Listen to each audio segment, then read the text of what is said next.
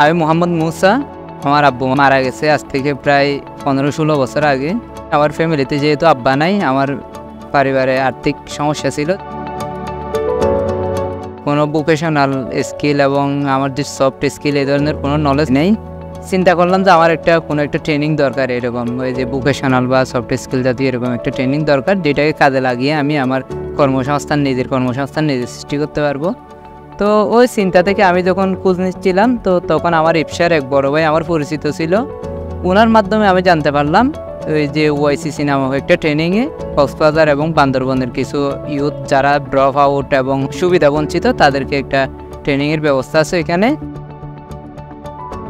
ওয়াইসিসিতে এসে আমি প্রথমে এখানে পার্সোনাল ডেভেলপমেন্ট, প্রথমে একটা সফট স্কিলের 2 মাসের ট্রেনিং। ওইখানে যে আমাদের বিভিন্ন পার্ট ছিল, যেমন leadership, communication, life skill, active citizen, মূল্যবোধ, এরপরে বাংলাদেশের মুক্তিযুদ্ধের ইতিকথা, environment conservation, wildlife conservation, climate change.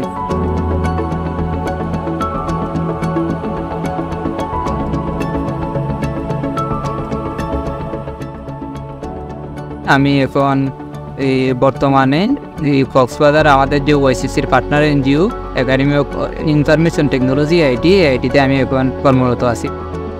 আমার ভাই মোহাম্মদ মুসা ওয়াইসিসি থেকে ট্রেনিং প্রাপ্ত হওয়ার পর আলহামদুলিল্লাহ আমরা দেখতেছি ওনার ব্যক্তিগত, পারিবারিক এবং সামাজিক চলাফেরা, কথাবার্তা, মানুষের সাথে মেলামেশা এবং সামাজিক বিভিন্ন কাজে সহযোগিতা করা আগের চেয়ে অনেক এগিয়ে, অনেক ভালো আলহামদুলিল্লাহ। আমার আব্বা নেই, উনি পরিবারের খোঁজখবর রাখেন, আমার আম্মার খোঁজখবর রাখেন, ভাই বোনের খোঁজখবর রাখেন, সাথে সাথে এলাকার যারা গরিব গুরবা আছে তাদের খোঁজখবর রাখেন।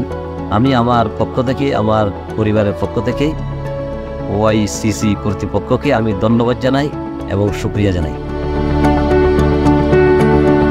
আমার ভবিষ্যৎ পরিকল্পনা হচ্ছে 2টা। এক যে এন্টারপ্রেনার, আমি একজন উদ্যোক্তা হতে চাই, পাশাপাশি আমি একজন উন্নয়ন কর্মী হিসেবে কাজ করতে চাই। ওয়াইসি থেকে প্রশিক্ষণ নেওয়ার পর থেকে দেখতেছি আরও সামাজিক কর্মকাণ্ড হয়ে গেছে, ভালো অবস্থায় আছে এবং আরও তার সার্বিক দিক কামনা করতেছি। এবং আরও পাশাপাশি যদি মৌসার মতো যদি আরও কয়েকজন লোক ছেলেবেলে আছে, আমাদের এর যুবক ছেলেবেলেদের যদি প্রশিক্ষণ দিই ওয়াইসি থেকে, আমার মনে হয় সমাজ আরও এগিয়ে যাবে।